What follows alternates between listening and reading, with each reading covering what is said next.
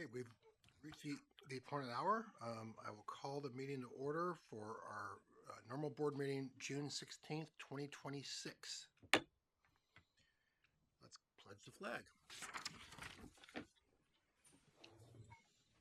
Pledge allegiance to the flag of the United States of America and to the republic for which it stands, one nation, under God, indivisible, with liberty and justice for all. Thank you very much. Roll call, please. Yes. Director Goel, Present. Director Dougherty, Here. Director Vanhida Leopold, Here. Vice President Governero, Here.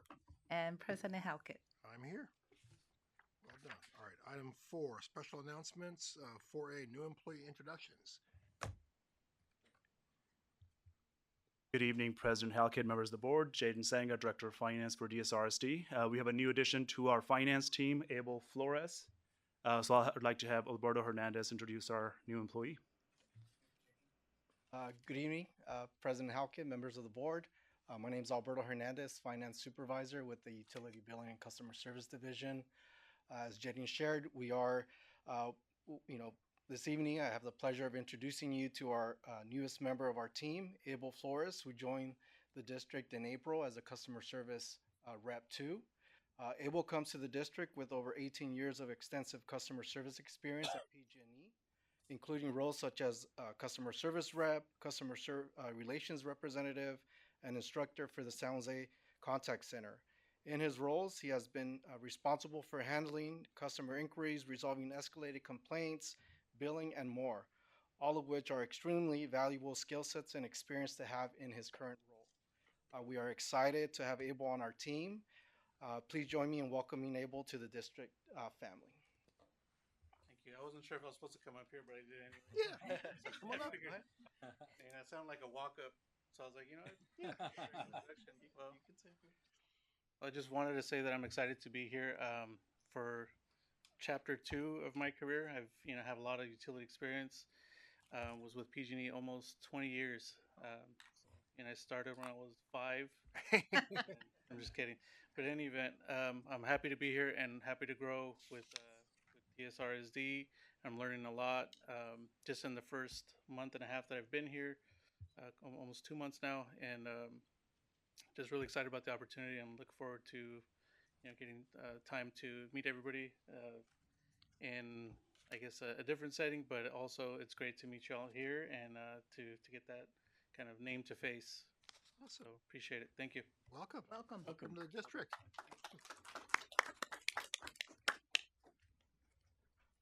Any other items for item 4? Item 5, public comment. I have no blue cards. Anything remote? Anything? No, I did not receive any speaker cards. Okay, we'll move on from that then. Agenda management, straight through. Straight through. Straight through. All right, consent calendar. We've got a lively one tonight, guys. All right, so consent calendar, typically take it as a whole because they're non-controversial. If anybody wants to pull anything or talk about it, please do so now. Otherwise, I will entertain a motion. I'll go ahead and put a motion forward to approve the consent calendar as stated. I'll second. Okay, I've got a valid motion and a second. Let's go ahead and call the ball. All in favor? Aye. Any opposed? None. So that's a 5-0.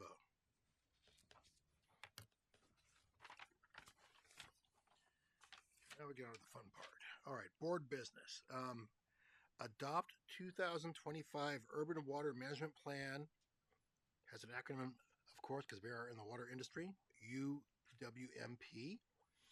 And the Water Shortage Contingency Plan, WSCP. Recommend action, adopt by resolution. I think we have a staff report. Yeah, good evening, President Halkett, members of the board. I'm Steve Delight, the Engineering Director. I'd like to introduce Irene Soroso, who's going to give a short presentation on the 2025 Urban Water Management Plan and Water Shortage Contingency Plan. Thank you, Steve. Good evening, President Halkett and members of the board. My name is Irene Soroso. I'm a senior engineer in the CIP and Planning divisions. And today I will present the final draft of the District 2025 Urban Water Management Plan and Water Shortage Contingency Plan for your considerations for adoption. In the next few slides, I will go over the highlights of these documents, and many of which you may remember from the public hearing from the board meeting last time. There are no major changes in both documents. So just to highlight, the Urban Water Management Plan is a California mandated long-term planning document evaluating whether the future water supplies can meet the projected demand over the next 20 years. And DSRSD included the optional planning year of 2050. It must be updated every 5 years and submitted to the Department of Water Resources to demonstrate the compliance.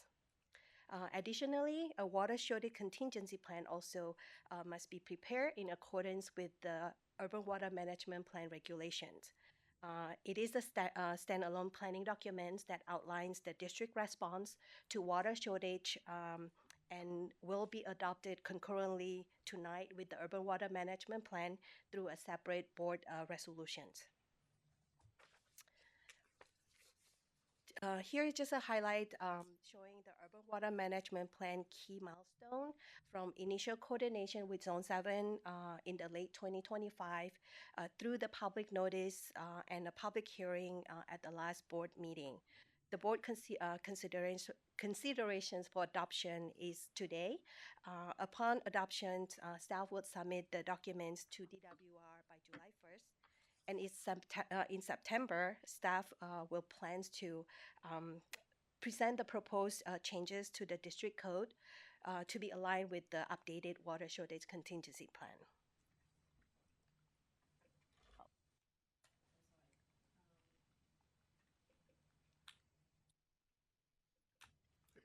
The plan reviews the historical water use trends and future projections, ensuring the demand forecasts align with the growth patterns in our service area. And our projected populations by 2050 is more than 116,000 people, and our projected demand will be 15,600 acre-feet. This slide just you've probably seen this slide many times. It's showing the district supplies. Most of our water is provided by Zone 7, and about 20% is recycled water, which we use mainly for the outdoor irrigation. And the remaining 5% come from the groundwater wells that Zone 7 operates on district behalf. And stepping up one level here, the pie chart showing Zone 7 owned supply sources. And under average conditions, Zone 7 received majority of its water from state water projects, with roughly 10% from the local runoff. And this is another highlight on the document is showing the supply reliability assessment, which evaluates 3 different water year conditions. And as shown here, both normal and single dry years, district will be able to meet our projected demand through 2050.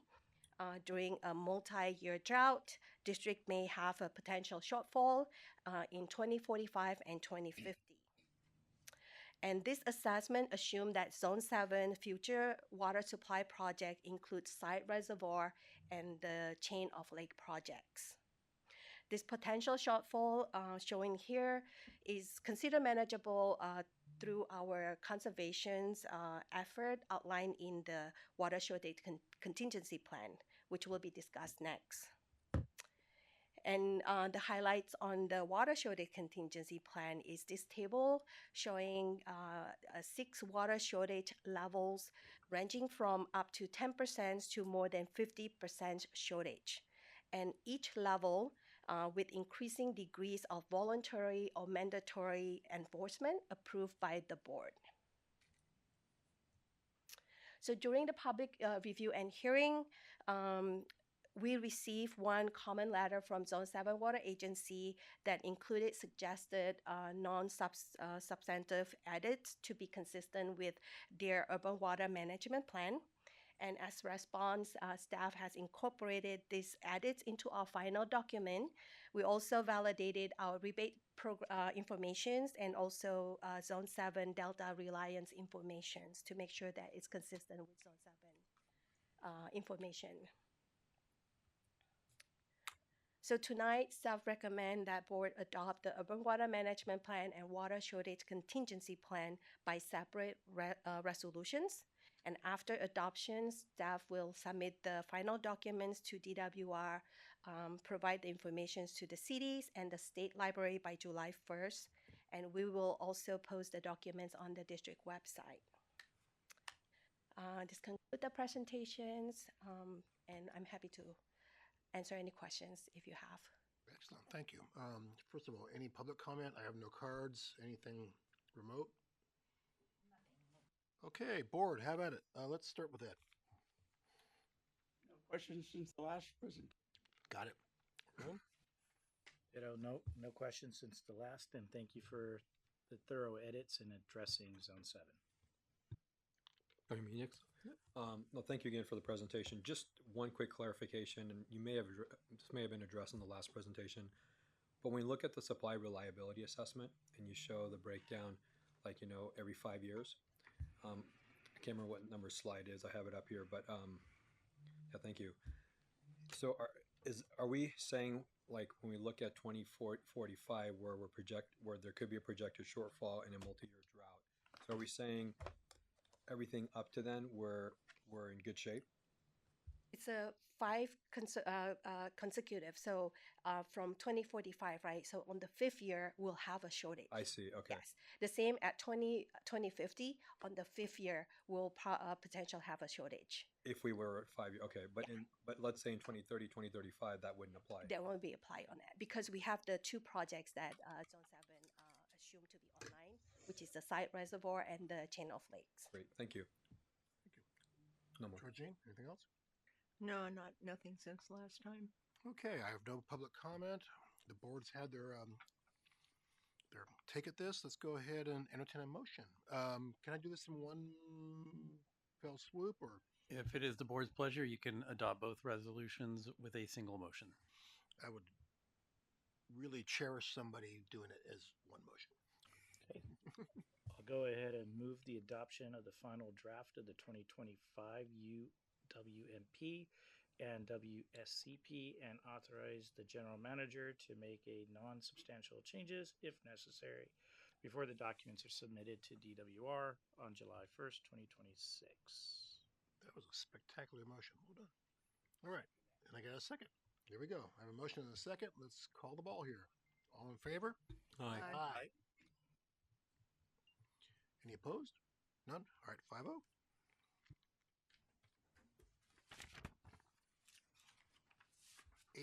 B, public hearing. That's a long one. Approve annual wastewater service charges levy reports and district levy and collection of wastewater service charges for fiscal year 2027 on the Alameda County and Contra Costa County secured property tax rolls. We're going to hold a hearing, and if this goes, we'll adopt a resolution. The public hearing is now open. Anything from the public? No speaker cards. No speaker cards, and I have nothing. All right, cool. All right, report time. Good evening, President Halkett, members of the board. Jaden Sanga, Director of Finance for DSRSD. This item here is the annual approval of our wastewater levy report and the placement of the wastewater service charges on fiscal year 2027 secured property tax roll for Alameda County and Contra Costa County. And with that, we have Alberto Hernandez, our Finance Supervisor, to present this item. Good evening, President Halkett, members of the board. Alberto Hernandez, Finance Supervisor with the Utility Billing and Customer Service Division. This evening, I bring forward for your review item 8B on the agenda concerning staff's request for authorization to place residential wastewater service charges for fiscal year 2027 on the secured property tax rolls in Alameda County and Contra Costa counties. DSRSD provides wastewater collection and treatment services to residential properties located within the City of Dublin and portions of the City of San Ramon. It is a standard practice for DSRSD to recover residential wastewater service charges through the secured property tax rolls in Alameda County and Contra Costa County. Staff has prepared the required annual wastewater service charge report, which identifies each residential parcel subject to the charges and the corresponding total amounts due for fiscal year 2027. This report is publicly available on the district's website under the Rates and Fees webpage.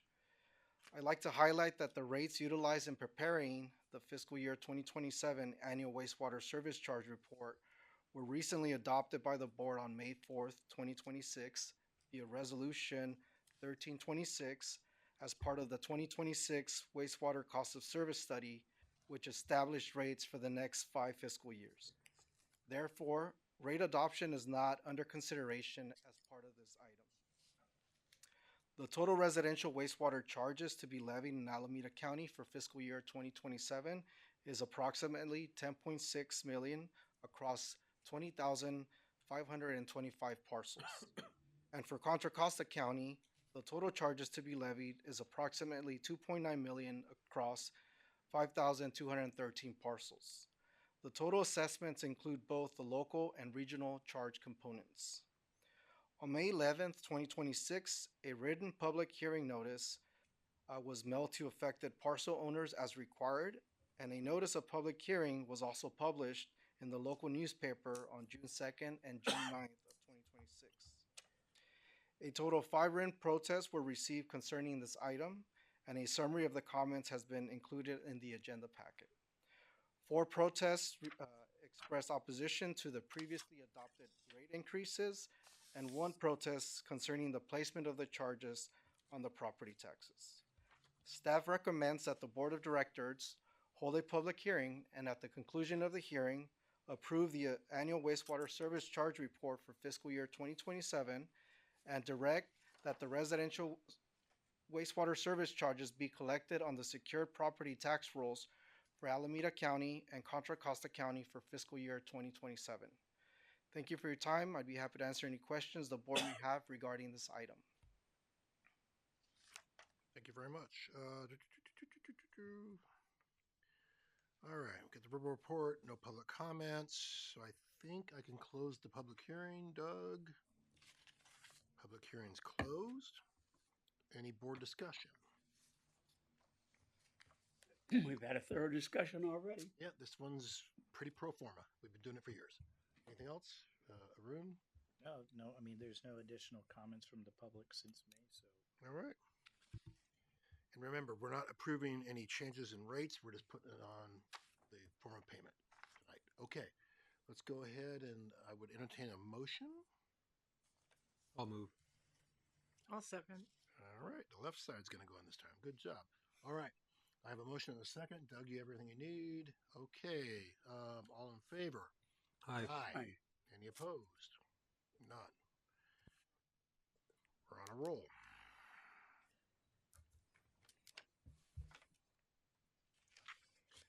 Okay, we're going to go to 8C. Public hearing. Long title, guys, sorry. Adopt annual engineer's report for Dougherty Valley Standby Charge District 2001-1 and annual report for Dougherty Valley Incremental State Water Project Charge and direct levy of Dougherty Valley Standby Charge and incremental charge on the Contra Costa County Secured Property Tax Roll for fiscal year 2027. I'm going to go ahead and open the public hearing. And let's go to the staff report. Good evening, President Halkett, Jaden Sanga, Director of Finance. This item here authorizes the adoption of the engineer's report for Dougherty Valley standby and incremental charges related to Zone 7 and placement of these charges on fiscal year 27 secured property tax roll for Contra Costa County. And with that, we have Alberto Hernandez to present this item. And again, President Halkett, members of the board. My name is still Alberto Hernandez. I'm Finance Supervisor with the Utility Billing and Customer Service Division. This evening, I bring forward for your review item 8C on the agenda concerning the Dougherty Valley State Water Project charges consisting of a standby charge and an incremental charge for fiscal year 2027, which DSRSD collects on behalf of Zone 7. As you know, Zone 7 is DSRSD's wholesale water supplier, and Zone 7's primary water supply is the State Water Project, and they recover costs associated with the State Water Project through property tax assessments.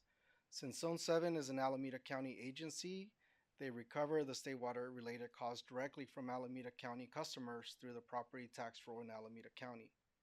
However, they do not have the authority to assess parcels in Contra Costa County where Dougherty Valley is located.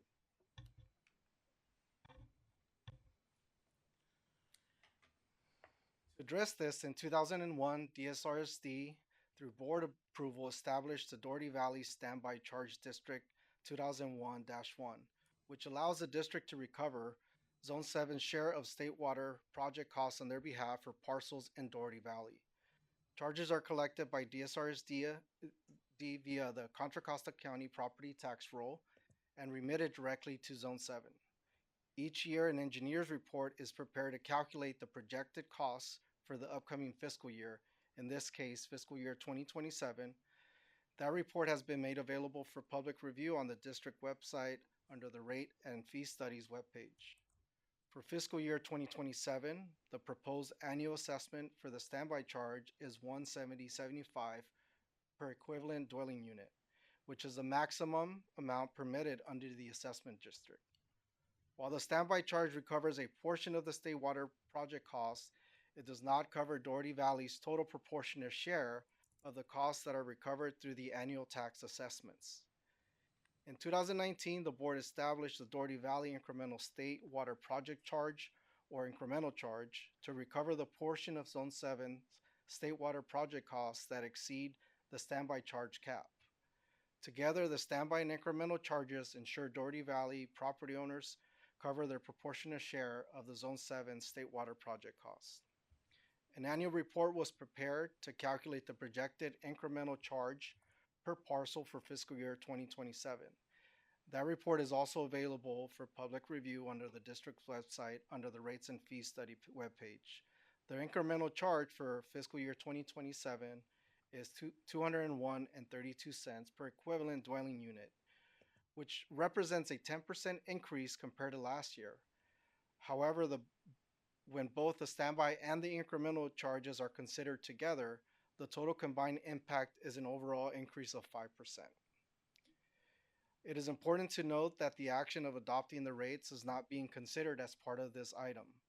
On April 16, 2024, the board adopted the 2024 Water Cost of Service Study through Resolution 924, authorizing adjustments to the Dougherty Valley Incremental State Water Project Charge for fiscal year 2027, based on changes to wholesale pass-through State Water project costs as provided by Zone 7 and determined in the annual report. In response to the feedback provided by the board last year and informed by input from Dougherty Valley property owners regarding the complexity of the assessment structure, staff implemented several key improvements that I'd like to highlight for you this evening. The first is enhanced outreach materials. So staff created a new combined written notice, which was provided to you as attachment 3. And you can see here on the left side, which was designed to simplify communication with Dougherty Valley property owners. The notice consolidates essential information for both charges and provides a clear explanation of their purpose and why two separate charges exist. The second was a streamlined public hearing process. The two Dougherty Valley charges are now consolidated into a single public hearing supported by one staff report. This aligns the presentation of these items as complementary items and reduces redundancy. Finally, we updated our online resources. So the Dougherty Valley State Water Project FAQ page was refreshed to ensure consistent messaging and clear explanations of both the standby and incremental charges.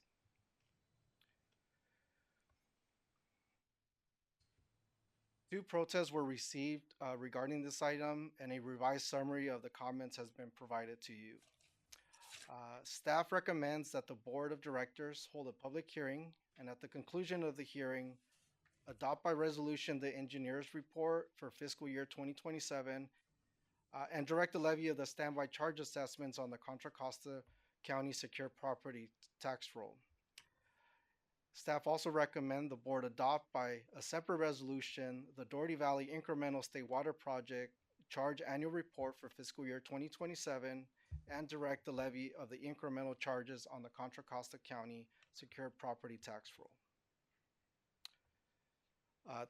Thank you for your time, and I'd be happy to answer any questions the board may have regarding this item.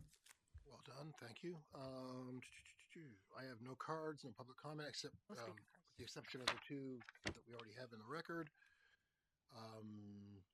So, Doug, I can close the public hearing, right? Public hearing's closed. Board, have at it. We have no one in the audience who's going to. The only comment is that it's a levy that not very popular, but it's something that has to be done. It's not by our bank. Got it. I don't know what else we can say about it. No, thank you. How about you, Mr. Goyle? Nothing. From the row. All right. So I'll give my annual quick synopsis that this is a pass-through.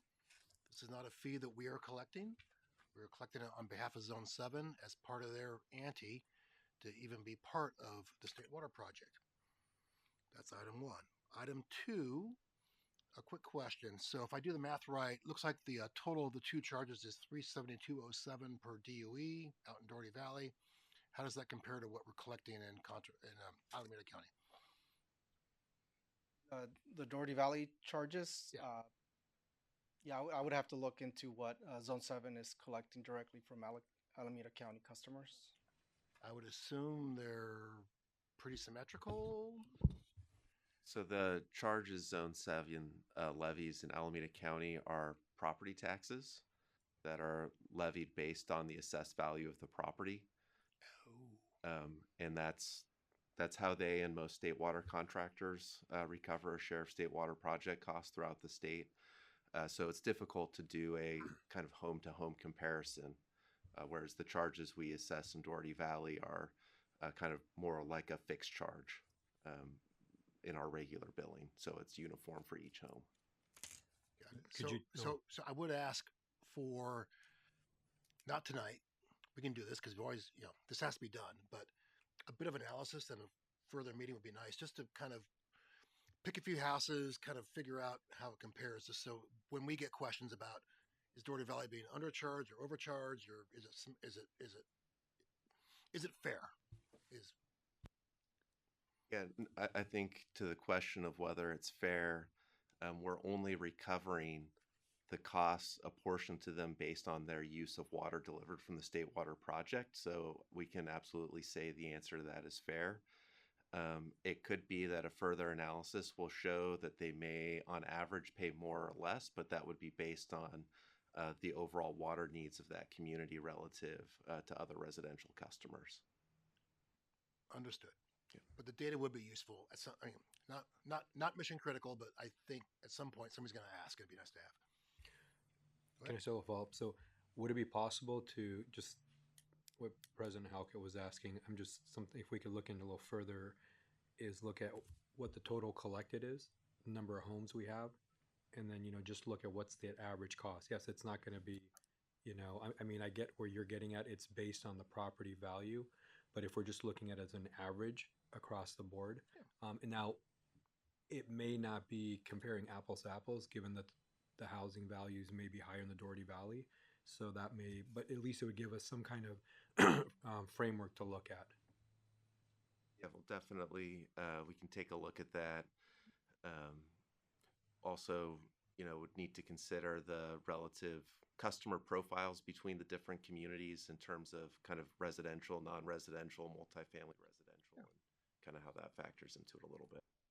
We know it's not easy, but it's going to come up. I mean, we're assessing one community by property value and the other by DUEs, and somebody at some point is going to say, hey, how do those line up, and is it fair? President Alkin, if I can, just to clarify one point that I gathered from my years of having to sit through this particular item and what AGM Wunderlich was saying, um, within all of the people, the residences and properties at Zone 7 will charge for state water project service. This particular component of that charge, which as is explained, is everyone who will receive state water pays it in one form or another. It's allocated based on the water supply that's allocated to that area. So when you look at Dougherty Valley, it has its allocation. This district bills that in a way that takes that charge and then allocates it to each customer as a proportionate to the others. So very, very direct. It's an equal charge. I think the point that AGM Wunderlich was getting to is that when you look at how that is charged elsewhere in Alameda County, they have a very different way of doing it. They have the same proportionate charge for a different area, but they use a different methodology for apportioning that between residence to residence. So you really will get something from that that is most likely a very apples to oranges comparison, because you won't be able necessarily to take an exemplar home in Dougherty Valley and a home picked at random elsewhere in Alameda County served by Zone 7 and compare them, because the methodology for that charge is very different because of how that was levied back, I want to say, in the 50s or 60s on behalf of Zone 7, because that charge has existed for quite a long time. So that's really just an expectation setting thing, that you won't necessarily get something that is going to be easily expressed to a customer with some concern about it as to why their charge might differ from someone else who lives in Alameda County. It's because you've taken a very a way of a methodology of placing that charge that just makes it equal from home to home, as opposed to a property value based one, which may be very different from property A to property B. Okay. Makes sense. Did you get your question answered? Yeah, I mean, I understand the methodology is maybe different, but I think it would just be good to establish kind of what President Halke was saying. What is that sort of average value in Alameda County? And then we know. When we get the numbers, we're going to understand that the methodologies are different. So we'll go into it with that premise. But it would just be good to see, if there is a huge discrepancy or not between the two. Yeah, and frankly, if there's a huge discrepancy, we probably can't do much about it. Right. Sit where we are. But being armed with the data would help. My spidey sense tells me that because Alameda County is property value based, I would guess the Alameda County residents are probably paying more, at least the newer ones, than the Dougherty Valley people. So the way Zone 7 will do that is they'll take the total amount of total amount of money they need to collect from Alameda County, and they'll send that to the county government, I think to the assessor, and then the assessor will take that dollar amount and convert it into a percentage based on assessed property values within Zone 7's area here in the Tri-Valley. And so it's also paid by Pleasanton, Livermore, just like it is by Dublin. And we're all one big group for that purpose. Thank you for the concise answer. Anyway, sorry to drag us down the rabbit hole. I just wanted to ask that question. It's worth knowing, and eventually we'll know it. Let's go ahead and let's see. I've already closed public hearing. I think the board's weighed in, so I think we've held discussion. It was a great discussion. Looks like we can do this thing. We can do both resolutions at once by one motion, or we can separate them out. We can do a Dougherty Valley standby charge and a Dougherty Valley incremental state water project charge. All right, we can do them both at once. I got a motion from Director Duarte. How about a second? I'll second. We got a motion and a second. All in favor? Aye. Any opposed? None. Okay.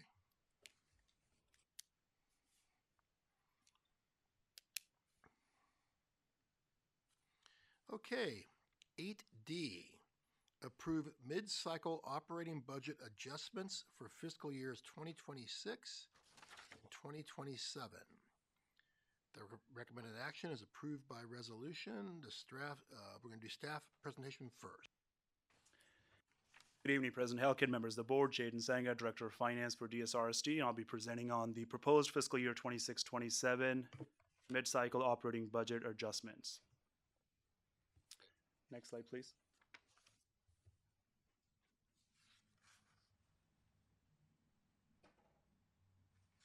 All right, so here we have a quick overview of our operating budget cycle here at DSRSD. The current fiscal year 26-27 budget was adopted by the board in June of last year. And at the end of this month, we'll be wrapping up the first year of our 2-year budget cycle. With that, we're bringing forward a few adjustments to ensure that our adopted budget stays aligned with district priorities, emerging needs, and actual performance. On the next few slides, we'll take a look at these recommended changes for the board to consider this evening. On this slide here, we have a table on the right that has our adjusted amounts. So fiscal year 2026, we are adjusting our adopted budget by $288,000 decrease, or 40 basis point decrease. And fiscal year 2027, we're increasing the adopted budget by $1.8 million, or 2.3% increase, with the net increase for both years being at $1.56 million, or 1.9%. On the left, we have some cost drivers. First one is operating budget carry forwards. We're carrying forward some operating budget for several planned projects and purchases from fiscal year 2026 into fiscal year 27.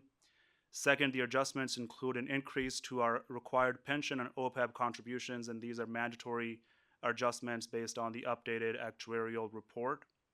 Third, we have adjustments related to regulatory requirements and new funding needs that have come up since the budget was last adopted. And finally, we're moving our debt service to the water operating fund with zero net impact to the water fund. On this slide here, we have proposed adjustments by cost category. The first one here is a small net increase driven by carry forwards related to training, uniforms, and temporary help for procurement support. Next, we have pension and OPEB cost increase as discussed on the previous slide. It's related to mandated cost increases as part of the yearly CalPERS valuation and OPEB report for fiscal year 26-27. Materials and supplies category includes cost related to meter replacement program. Professional services cost increase are largely attributed to regulatory cost increase, overhead and miscellaneous fee study that was not previously budgeted last year, and cost related to priority initiatives in our IT master plan. And finally, in the other category, we have a small net reduction that's primarily driven by transitioning our credit card processing fees to customers that took effect in January 2026. Overall, these proposed changes total approximately $1.56 million increase over the 2-year budget cycle. On this slide here, we have fiscal year 2026 proposed changes by each fund, collectively adding up to the reduction of $288,000 reduction. That's in the middle column there, along with the adopted and revised budget for fiscal year 2026. And on this slide here, we have fiscal year 27 proposed adjustments for each fund with overall increase of $1.85 million, along with the adopted and revised budget for fiscal year 27. Again, the net increase for both years is that $1.5 million. And finally, I make the recommendation for the board to adopt the mid-cycle adjustments for both fiscal year 26-27 operating budget. And with that, I conclude the presentation. Happy to take any questions.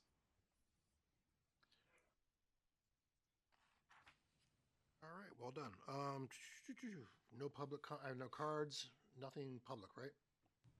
Yep, looks good. No speaker cards. Okay, then we can go to the board. Anybody have anything? No comment. No comments. No comments on this side. No comments on this side. The only question I had is why the negative bounces on the transfer ends on both years? Go back one slide, or 2 slides actually, probably. Sorry.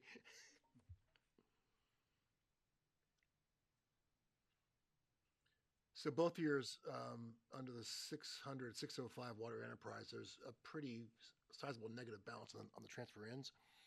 So I believe that's related to our debt service that was previously budgeted in a water expansion fee budget for water, and now it's transferring to the operating budget. So the budget is transferring from expansion fee budget fund to the operating budget, and that's where the expense will be in the operating budget going forward. So that's that transfer that you see there.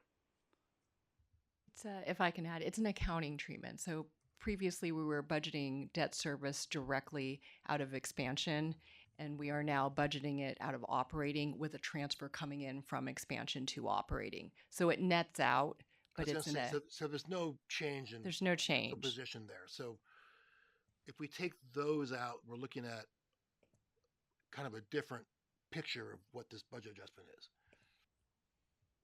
I believe Jaden can correct me if I'm wrong, but when you look at it, it nets out in terms of expenses and transfers in. Correct. It nets out at the end. So from an enterprise level, we're flat there.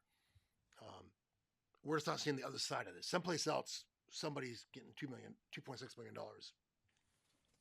It was already budgeted out of expansion. It will eventually still come from expansion, but first it will be shown coming out of operating. And then instead of it coming directly to pay debt service out of expansion, expansion will repay operating. Okay. I think I get it. Do the finance people want to clean up my explanation? No, I think that's absolutely right.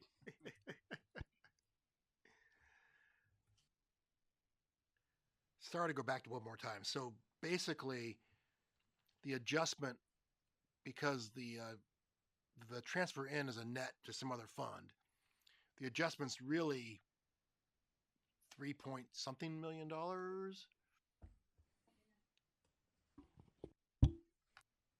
ahead. Members of the board, my name is Tin Lucero, and I'm financial analyst. On this slide right here, the increase is on the expense, like the 3.2 million. It's include the debt service coming, is budgeted in expansion. Then it go over there to that expand line, 3.2 million. And then we also make a transfer in from expansion fund. So it's in both lines. So the net increase we're asking on the operating side is the third line that had a net, the fund 600 and 605 water enterprise net, 900,000 increase. That's the net effect to the operating. Okay, I got it. Sorry to be dense. I just want to make sure that we have debits for all of our credits. Okay, I think you guys have flogged this. No public comments, so I can entertain motions. We need one or two for this. We need one, I think. Yep. I'll move. Got a motion? Got a second? All right. All in favor? Aye. None opposed. Okay. We're on a roll. Okay, thank you very much. Okay, item 9, reports. We're going to start with board member items. We'll do them in order. 9A1 is Joint Power Authority and Committee reports. There was a DSRSD Zone 7 Water Agency Liaison Committee on June 3rd. Thank you, Peter Leopold, for covering for me, because that was also the day of the Dublin High School graduation, and I would have gotten in big trouble going to a Zone 7 meeting instead of my son's high school graduation. I'm not sure where the conflict was. You should have been there. I should have brought him there. Yeah, it was a long ceremony. Anyway, I'm not sure which two of you are there. Who wants to go first? Okay, well, we received two very, very in-depth reports. One was on the chain of lakes and where it's at this point in time, and the other one was on the water pilot project. You had questions. Can't remember what your questions were, Arun. You're causing me to jog my memory. On the chain of lakes, it was more about timing and the sequence of it happening. I think we were also focused on what the build out for the staging of the reservoir would be. So, so as to understand, okay, construction ends, when will it be fully operating? When will we actually have capacity on-prem kind of deal? So it was really a piggyback from the evening before session. It was kind of more looking at ensuring that as we are evaluating our water resiliency and our redundancy plan throughout our portfolio, to make sure that we understand from a timing perspective, and if I recall correctly, 2045 or 2035, I forget. And I have Please copies of correct me. the 2034. 2034. 2034 or 2035? 34. Going once? All right. So it was more about really getting that, and I think part of my follow-up was to make sure that we bring certain elements back of the presentation to this forum, so that our constituents can be informed and so that it's also visible to them via recording. I have copies of the slides, so I forgot to bring them tonight, but I'll make copies so that all the board members Thank you. can see the detail of the report. Okay. Sounds like a productive meeting. We'll move on to 9A2. Submittal of written reports for day of service events attended by directors. Written reports are due this evening. You know where to put them. Anyone have any verbal they want to give?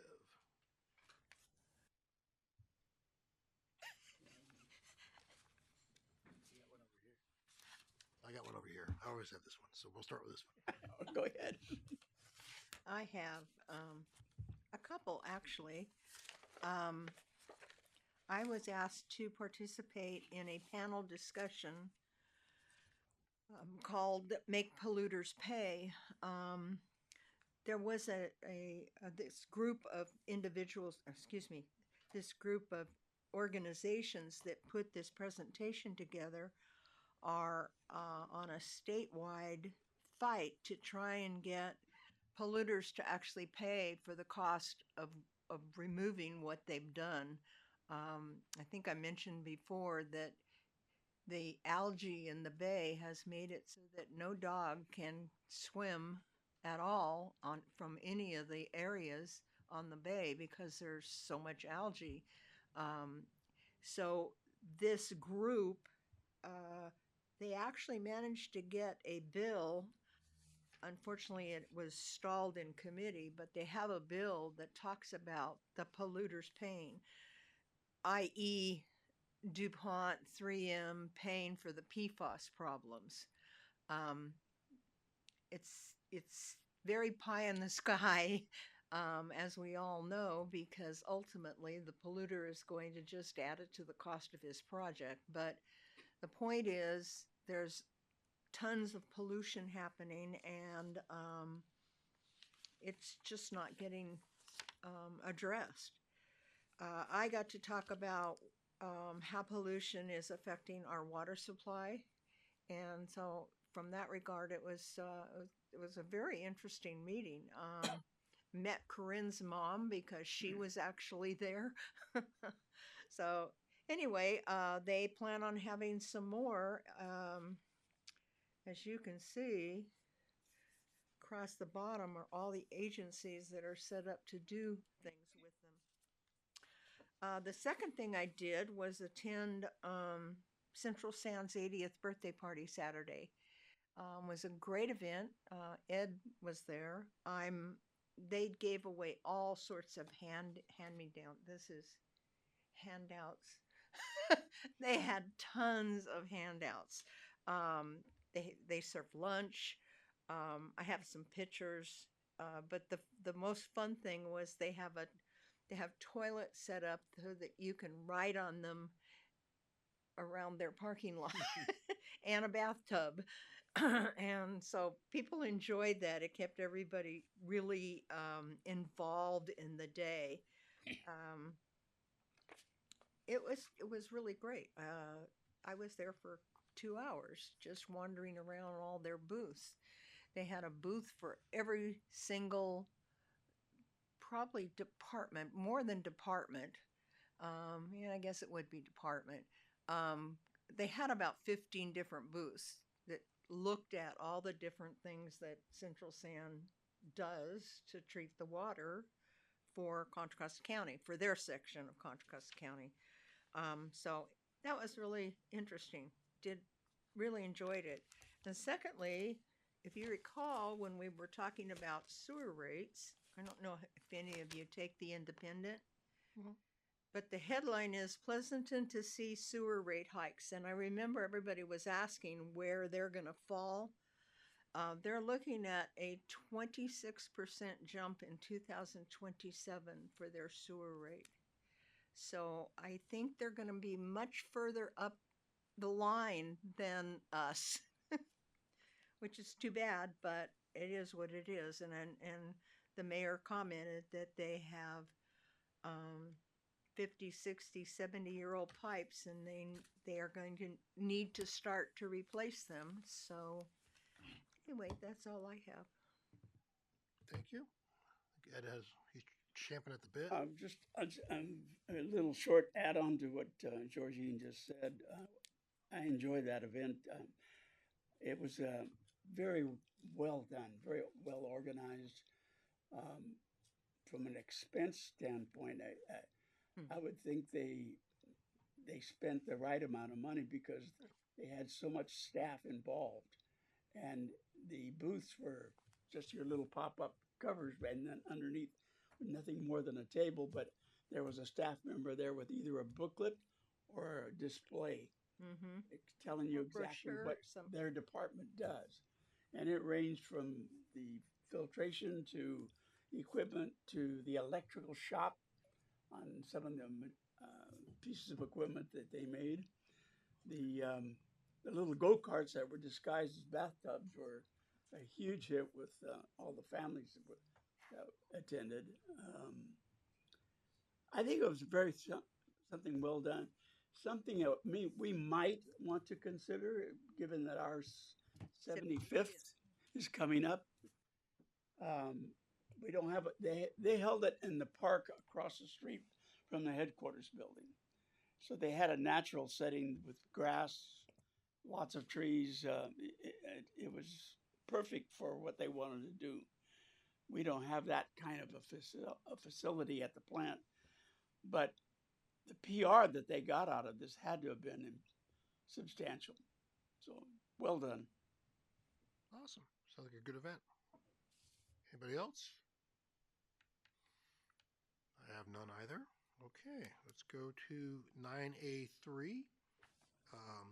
New agenda items to be placed on the future things. We talked about some analysis of the standby charges in both counties. Anybody have anything else? All right, moving on. Staff reports. I know we have something attached to our agenda. Anything beyond that?